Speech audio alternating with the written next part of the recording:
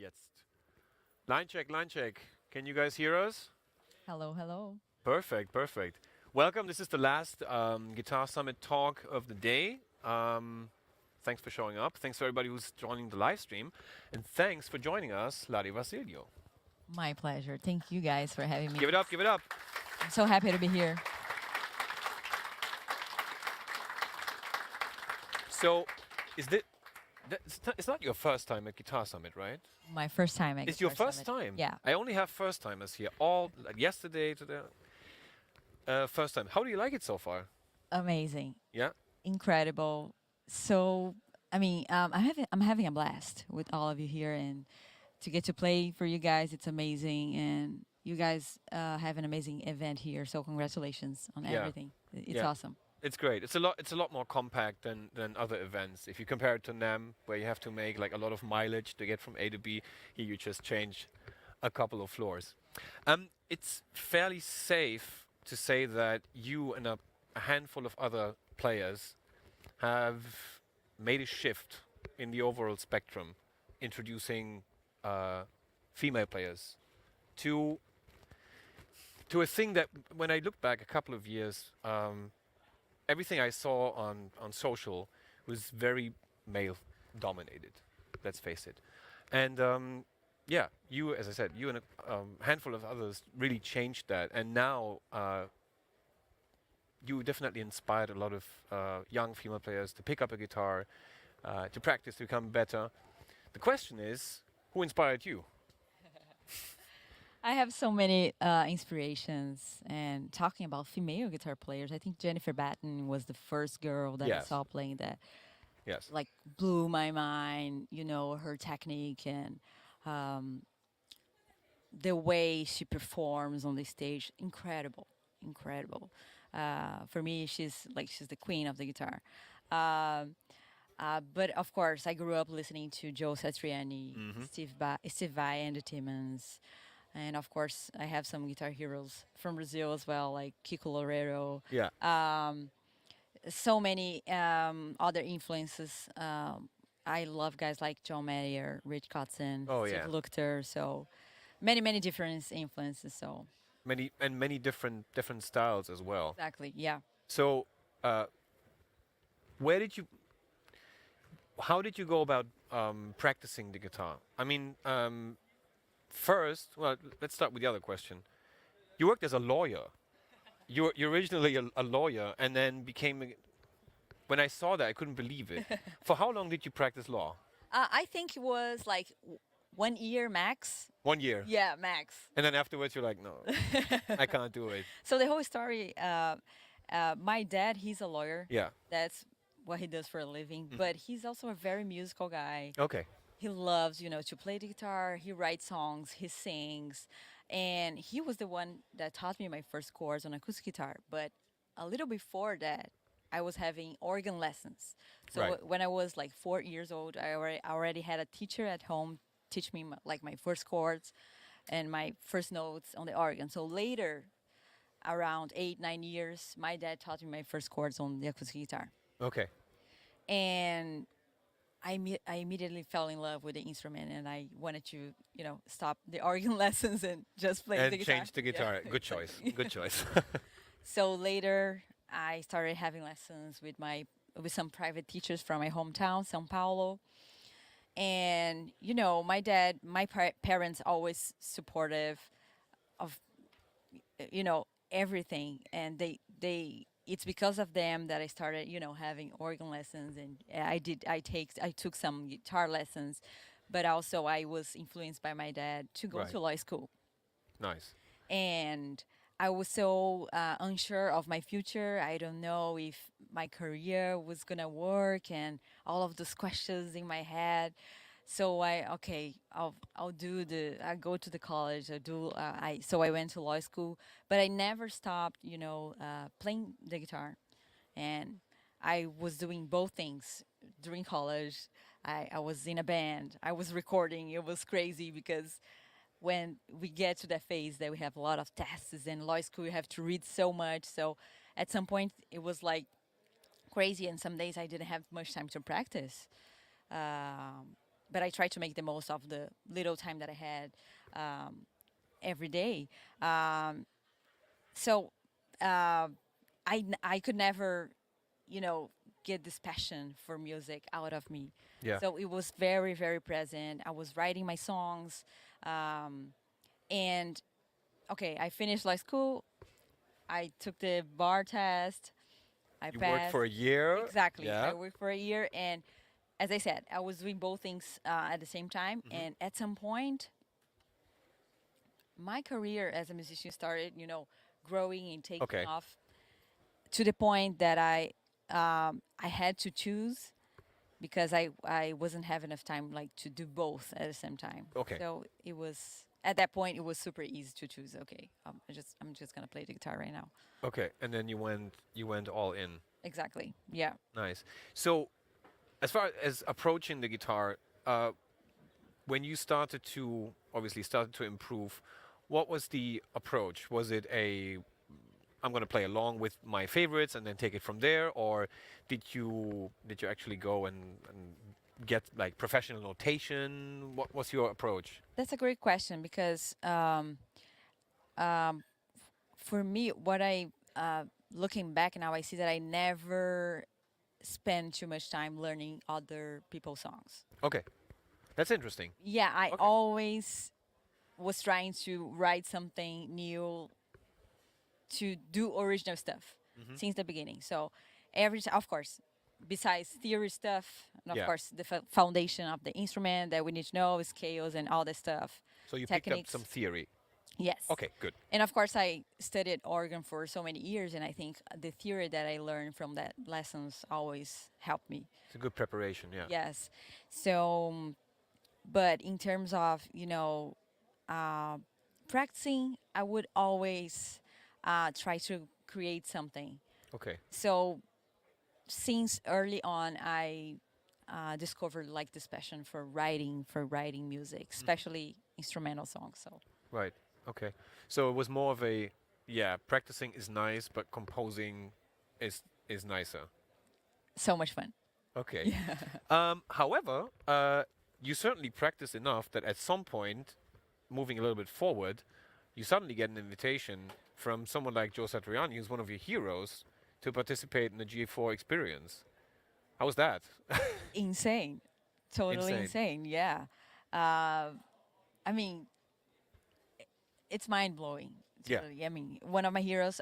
I used to go to my guitar lessons. Listen to "Flying in a Blue Dream." Oh yeah. And the other day, fast forward, Fast forward. Joe Satriani is inviting me to be part of his camp. I mean, it's crazy, Okay. but um, it's very rewarding and inspiring, and to get to know him in person. Hmm. Um, yeah, it was very special. He's an amazing person. Yes, so I've been told. Everybody who went met him, and then I talked with the person. Everybody said he's very humble. He's very down to earth. He's not like arrogant at all. Although he achieved so much, he inspired so many people. I mean, he was Steve Vai's teacher, for Christ's sake. It's like, Exactly. Yeah. So the my admiration for him just uh, just grew more and more because of the amazing person that he is, and of course he paves the way for guitar players like like me yourself, yeah, that love instrumental music and want to make a living out of it. yeah, So I really appreciate everything he does for the guitar community. yeah. Which is yeah, I mean, it's difficult enough.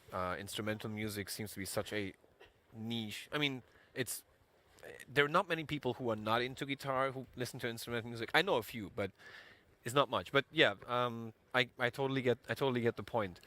Um, and at some point, you actually managed to get your own instrument built by a very reputable company called Ibanez.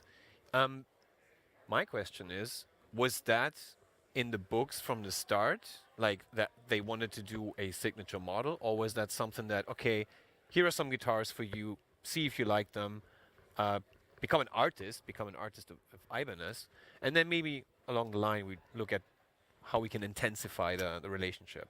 Um, I mean, of course, everyone knows Ibanez. Yeah. They have legendary. They are our legendary brand with some amazing guitars, amazing instruments, and I admire their story so much and everything they do for the musicians. And of course, as I said, I grew up watching my guitar heroes Mm-hmm. play their guitars, and I got closer to Ibanez when I tried their AZ line. Mm-hmm.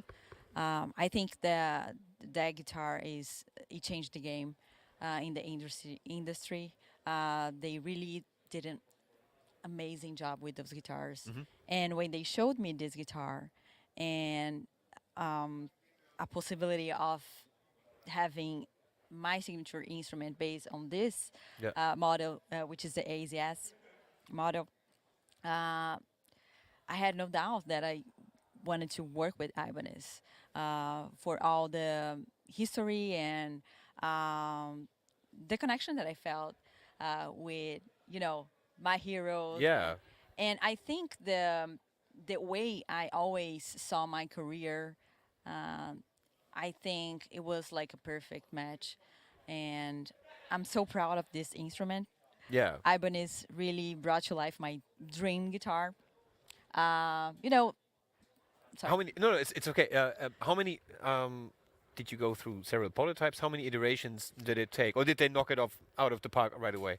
in the first one. Really? Yes, yes, first one. So I've played many guitar, many different guitars, and along the years, I think I learned what I really loved and what I didn't like much on a guitar. So I had Okay. these specs in my mind, like for a while, and Ibanez. But Ibanez did an amazing work, and it was like beyond my expectations. When when I picked up the first prototype that he made me, for the first time, it felt like home. First chord, that's it.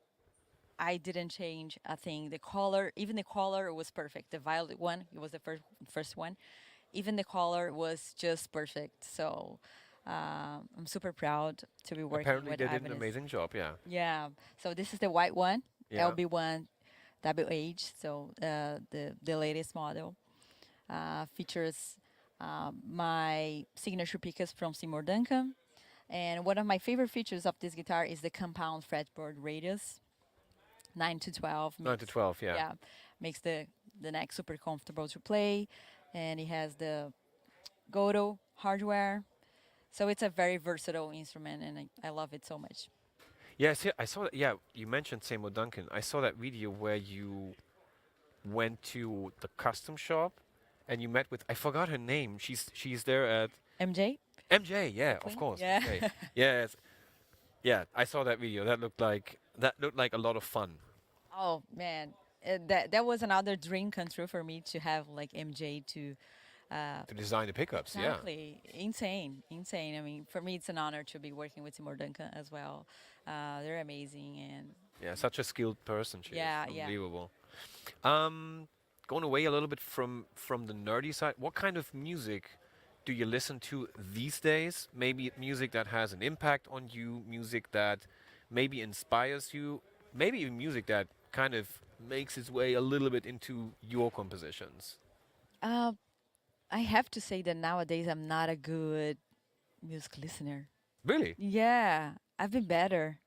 Okay. Yeah, I don't Does know. it distract you in a way, Um, or I think it's just because sometimes we play all day long, and when we have like free time or whatever other time, yeah? I just appreciate the silence. You're oh, okay. A Yeah, little bit, I get that. a little, but of course I always, of course, when I mean instrumental music, it's very difficult for me to listen these days. But of course, if some of my guitar heroes release a new album, of course I'm gonna check it out. Absolutely. But that's a known phenomenon. That's like the music you do is not often the music that you can afterwards listen to. It happened to me with I once played in a metal band, very intense stuff, and then at home I would listen to blues or to like something absolutely not related with metal because like I'm Yeah. doing it all the time. I can't listen to it. It's Yeah. impossible. So I I, can I can relate for sure I can because totally relate. yeah, it's crazy. If if I'm on the road, on the car, I'm gonna listen probably to some pop music, or maybe some Christian songs that I love to listen because uh, they're like food for my soul. So this is something that I love to listen. Uh, yeah, yeah. Here's a question that I've been asking a couple of my interview partners here. It's the lonely island item question. So you're on a lonely island. You have electricity, in case you wonder. We have established that. You can take 3 items with you. What do you take? Oh, A guitar, take your time. Right. Okay. Yeah. a guitar. Okay. Guitar is a good start.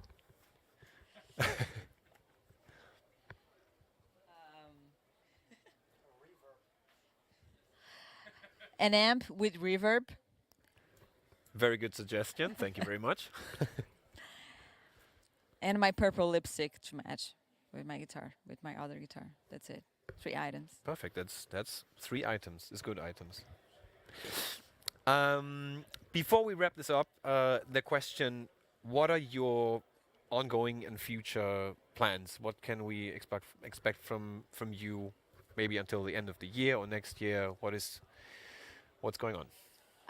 I'm writing a new album, Hmm. and I hope to release it as soon as possible. Let's see when. I'm not sure when, but just I'm always writing new music. And but before the album, I think probably I'm gonna put some other singles out, Okay. with some special guests. Let's see. So I'm super excited to release new music, and um, I just hope to keep making music and keep touring. And I'm planning a Europe tour Okay. next year Right. with my You're also band. on a workshop tour right now. Yes, Yeah. right now. After the Guitar Summit, I'm doing some dates in Netherlands, Hmm. Germany, um, Poland, Sweden, and Denmark. All guitar clinics. Yeah. But I'm planning to come back next year for some shows with my band. Nice. Lari, thank you so much Thank for you. taking the time. My pleasure. My I pleasure. know you have a busy schedule, and yeah, I hope you enjoy the rest of the show. Thank you. And yeah, It's been awesome. obrigado. Obrigada a você. That's cute. Thank you guys. Thanks for being here. Thank you guys. You guys Thank are you for awesome. chiming Thank in. you.